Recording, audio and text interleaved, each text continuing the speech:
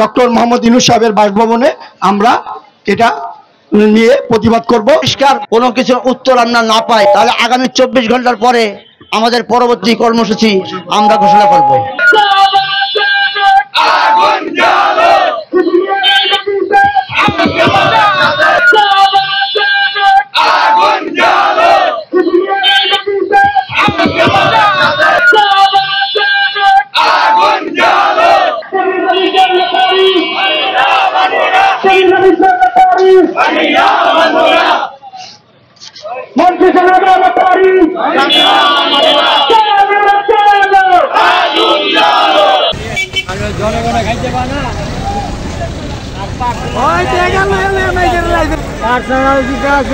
কি করলেন ভাই?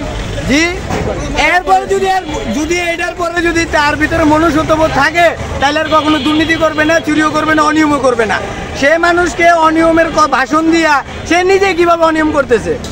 এতগুলো মানুষ, এতগুলো পরিবার রাস্তায় নেমে গেছে, আপনি বুঝতেছেন না? সে চুরি কইরা তার মন করার মতো লটারি করে অনেক পুরাতন ডিলার, সিনিয়র ডিলার তাদেরকে বঞ্চিত করেছে এরকম একটা যারা ব্যবসা সম্বন্ধে বোঝে না তাদেরকে টাকার বিনিময়ে সে লাইসেন্স দিছে। এমনকি উনি অনেক ডিলারকে নাকি হুমকি দিয়েছে তাদেরকে ক্ষতি করবে, এই সমাবেশে আসতে দিবে না, এরকম বলছে। তার জন্য আমার পক্ষ থেকে তার এই ছোট্ট একটা উপহার দিলাম। তাদের কাছে বলছি যে লটারিটা হয়েছে সেটা স্বচ্ছ হয়নি। কি কারণে স্বচ্ছ হয় নাই? সেখানে কোনো ইলেকট্রিক মিডিয়া ছিল না, প্রিন্ট মিডিয়া ছিল না, কোনো রাজনৈতিক ব্যক্তিত্ব ছিল না, কেউ ছিল না।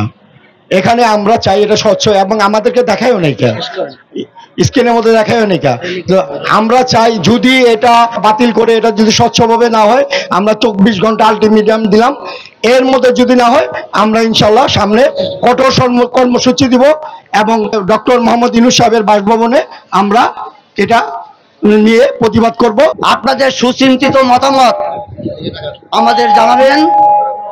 আর যদি আপনাদের কোনো চিন্তা ভাবনা, কোনো পরিষ্কার কোনো কিছুর উত্তর আমরা না পাই তাহলে আগামী 24 ঘন্টার পরে আমাদের পরবর্তী কর্মসূচি আমরা ঘোষণা করব।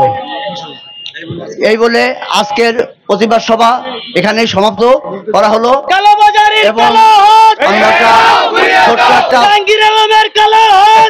র্যালি করব।